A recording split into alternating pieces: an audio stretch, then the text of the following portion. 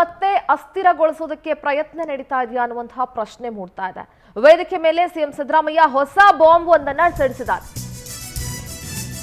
ಇದು ಬೇರೆ ಯಾರೋ ಮಾತನಾಡಿದಿದ್ರೆ ಇಗ್ನೋರ್ ಮಾಡಬಹುದಿತ್ತೇನೋ, ಆದ್ರೆ ಸ್ವತಃ ಮುಖ್ಯಮಂತ್ರಿಗಳು ಮಾತನಾಡಿದ್ರಿಂದ ಸರ್ಕಾರವನ್ನ ಅಸ್ಥಿರಗೊಳಿಸೋದಕ್ಕೆ ಪ್ರಯತ್ನ ನಡೀತಿದ್ಯಾ ಅನ್ಸುತ್ತೆ. ಒಬ್ಬೊಬ್ಬ ಶಾಸಕರಿಗೆ 50 ಕೋಟಿ ರೂಪಾಯಿ ಆಫರ್ ಕೊಟ್ಟಿದ್ದಾರಂತೆ. ನಿನ್ನೆ ಟಿ ನರಸೀಪುರದಲ್ಲಿ ನಡೆದ ಕಾರ್ಯಕ್ರಮದಲ್ಲಿ ಮುಖ್ಯಮಂತ್ರಿಗಳು ಮಾತನಾಡಿದ್ರು. ಒಬ್ಬೊಬ್ಬ ಶಾಸಕರಿಗೆ 50 ಕೋಟಿ ಆಫರ್ ಮಾಡಿತ್ತು ಬಿಜೆಪಿ. ಆದ್ರೆ ನಮ್ಮ ಶಾಸಕರು ಒಪ್ಪಿಲ್ಲ ಅಂತ ಸಿಎಂ ಸಿದ್ದರಾಮಯ್ಯ ಹೊಸ ಬಾಂಬ್ ಸಿಡಿಸಿದ್ದಾರೆ. ಬಿಜೆಪಿ ವಿರುದ್ಧ ಗಂಭೀರ ಆರೋಪವನ್ನ ಮಾಡಿದ್ದಾರೆ ಸಿದ್ದರಾಮಯ್ಯ. ಈಗಲೂ ಕೂಡ ಸರ್ಕಾರ ಬೀಳ್ಸೋದಕ್ಕೆ ತಂತ್ರ ನಡೀತಾ ಇದೆಯಾ? ಹಿಂದೆಯೂ ಕೂಡ ಮಂಡ್ಯ ಶಾಸಕ ರವಿ ಗಣಿಗ ಸೇರಿ ಹಲವರು ಆರೋಪ ಮಾಡಿದ್ರು. ಇದೀಗ ಇದೇ ವಿಚಾರವನ್ನ ಮತ್ತೆ ಮುನ್ನೆಲೆಗೆ ತಂದಿದ್ದಾರೆ ಸಿದ್ದರಾಮಯ್ಯ.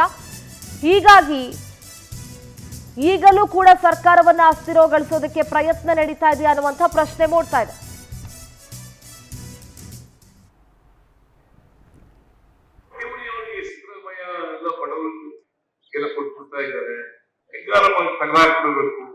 ಅಂತೇಳಿ ಪ್ರಯತ್ನ ಮಾಡ್ತಾರೆ. ನಾನು ಹೇಳಿದೆ, ನಮ್ಮ ಕರ್ನಾಟಕದ ಜನ ನನ್ನನ್ನು ಮುಟ್ಟಿದ್ರೆ ಸುಮ್ಮನೆ ಬಿಡಲ್ಲ ಅಂತ ಹೇಳಿದ್ದೀನಿ. ಏನಾದ್ರು ಮಾಡಿ ಸಿದ್ದರಾಮಯ್ಯ ಸರ್ಕಾರ ಕಿತ್ತಾಕ್ಬೇಕು ಅಂತೇಳಿ 50,000 ರೂಪಾಯಿಗಳನ್ನ 50 ಕೋಟಿ ರೂಪಾಯಿಗಳನ್ನ ಒಬ್ಬೊಬ್ಬ MLA ಆಫರ್ ಮಾಡ 50 ಕೋಟಿ 50 ಜನ MLA-ಗಳಿಗೆ 50 ಕೋಟಿ ಕೊಡ್ತೀವಿ. ಇಲ್ಲಿಂದ ಬರ್ತದೆ ಈ ದುಡ್ಡು? ಯಡಿಯೂರಪ್ಪ ಪ್ರಿಂಟ್ ಮಾಡಿದ್ದ, ಬಸವರಾಜ ಬೊಮ್ಮಾಯಿ ಪ್ರಿಂಟ್ ಮಾಡಿದ್ರ, ಅಶೋಕ ಪ್ರಿಂಟ್ ಮಾಡಿದ್ದ, ವಿಜಯೇಂದ್ರ ಪ್ರಿಂಟ್ ಮಾಡಿದ್ರ. ಮೈಸೂರು ಪ್ರತಿನಿಧಿ ಸುರೇಶ್ ನೇರ ಸಂಪರ್ಕದಲ್ಲಿ ಜಾಯ್ನ್ ಆಗ್ತಾ ಇದ್ದಾರೆ. Good morning Suresh.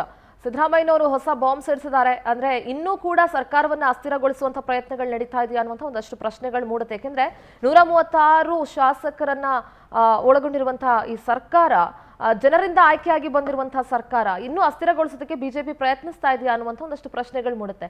ಇದನ್ನ ಬೇರೆ ಯಾರೋ ಮಾತನಾಡಿದರೆ ಇಗ್ನೋರ್ ಮಾಡಬಹುದಿತ್ತು, ಆದ್ರೆ ಸ್ವತಃ ಮುಖ್ಯಮಂತ್ರಿಗಳು ಮಾತನಾಡೋದ್ರಿಂದ ಈ ಒಂದು ಮಾತಿಗೆ ಅಷ್ಟು ಮಹತ್ವ ಸಿಗ್ತಾ ಇದೆ ಸುರೇಶ್.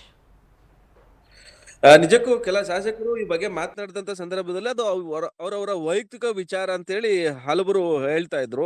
ಆದ್ರೆ ಸ್ವತಃ ಮುಖ್ಯಮಂತ್ರಿ ಸಿದ್ದರಾಮಯ್ಯನವರೇ ಪ್ರಕರಣಕ್ಕೆ ಸಂಬಂಧಪಟ್ಟಂತ 50 ಕೋಟಿ ಆಫರ್ ಇರೋದನ್ನ ಸ್ವತಃ ವೇದಿಕೆ ಮೇಲೆ ಹೇಳಿರುವುದು ಸಾಕಷ್ಟು ಅಚ್ಚರಿಗೆ ಕೂಡ ಕಾರಣ ಆಗಿದೆ. ಒಂದು ಕಡೆ ಮುಖ್ಯಮಂತ್ರಿ ಸಿದ್ದರಾಮಯ್ಯ ಅವರನ್ನ ಮೂಢ ಹಗರಣದಲ್ಲಿ ಅಣಿಯೋದಕ್ಕೆ ಸಾಕಷ್ಟು ಪ್ರಯತ್ನವನ್ನ ಮಾಡ್ತಿದ್ದಾರೆ, ಜೊತೆಗೆ ಇಡಿಯನ್ನು ಕೂಡ ಬಳಸ್ಕೊಂಡಿದ್ದಾರೆ ಅನ್ನೋ ಒಂದು ಗಂಭೀರ ಆರೋಪವನ್ನ ಸ್ವತಃ ಕಾಂಗ್ರೆಸ್ನ ನಾಯಕರು ಮಾಡ್ತಿದ್ದಾರೆ. ಇದರ ಮಧ್ಯೆ ಕೋಟಿ ಆಫರ್ ಅನ್ನ ಮಾಡುವ ಮೂಲಕವಾಗಿ ಸರ್ಕಾರವನ್ನ ಕೆಡುವಂತ ಪ್ರಯತ್ನಕ್ಕೆ ಬಿಜೆಪಿ ಕೈ ಹಾಕಿದ್ಯಾ ಅನ್ನೋ ಒಂದು ಪ್ರಶ್ನೆ ಕಾಡ್ತಾ ಇದೆ. ಯಾಕಂದ್ರೆ ಸ್ವತಃ ಮುಖ್ಯಮಂತ್ರಿ ಸಿದ್ದರಾಮಯ್ಯನವರು ನಿನ್ನೆ ಮೈಸೂರಿನ ಟಿ ನರಸೀಪುರದಲ್ಲಿ ಕೊಟ್ಟಿರ್ತಕ್ಕಂಥ ಹೇಳಿಕೆ ಇದಕ್ಕೆ ಪುಷ್ಟಿ ನೀಡುವಂತಿದೆ.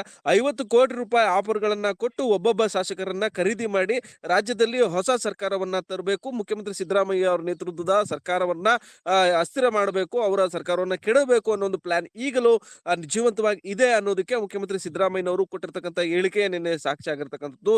ಸಿದ್ದರಾಮಯ್ಯ ಅವರನ್ನ ಮುಟ್ಟಿದ್ರೆ ರಾಜ್ಯದ ಜನ ಸುಮ್ಮನಿರಲ್ಲ ಅನ್ನೋ ಒಂದು ಹೇಳಿಕೆಯನ್ನು ಕೂಡ ಸಿದ್ದರಾಮಯ್ಯನವರು ಸ್ವತಃ ವೇದಿಕೆಯ ಮೇಲೆ ಹೇಳಿದ್ರು. ಎಲ್ಲಾ ಬೆಳವಣಿಗೆಗಳನ್ನ ನೋಡೋದಾದ್ರೆ ತೆರೆಮೆರೆಯಲ್ಲಿ ವಿರೋಧ ಪಕ್ಷಗಳು ರಾಜ್ಯದ ಕಾಂಗ್ರೆಸ್ ಸರ್ಕಾರವನ್ನ ಕೆಡುವುದಕ್ಕೆ ಪ್ಲಾನ್ ಮಾಡ್ತಾ ಇರೋದು ಈಗಲೂ ಕೂಡ ಏನು ಸಾಕ್ಷಿಯಾಗಂತೆ ಕಾಣ್ತಾ ಇದೆ. ಹೀಗಾಗಿ ಮುಖ್ಯಮಂತ್ರಿ ಸಿದ್ದರಾಮಯ್ಯನವರು ಬಹಿರಂಗವಾಗಿ ಹೇಳಿಕೆಯನ್ನ ಕೊಟ್ಟಿರುವಂತದ್ದು.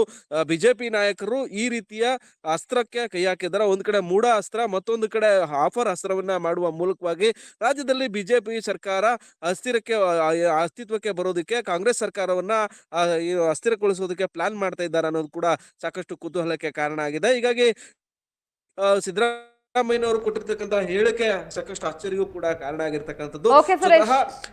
ದೆಹಲಿಯಲ್ಲಿ ಓಕೆ, ಥ್ಯಾಂಕ್ ಯು ಸುರೇಶ್ ನಿಮ್ಮೆಲ್ಲ ಮಾಹಿತಿಗಾಗಿ.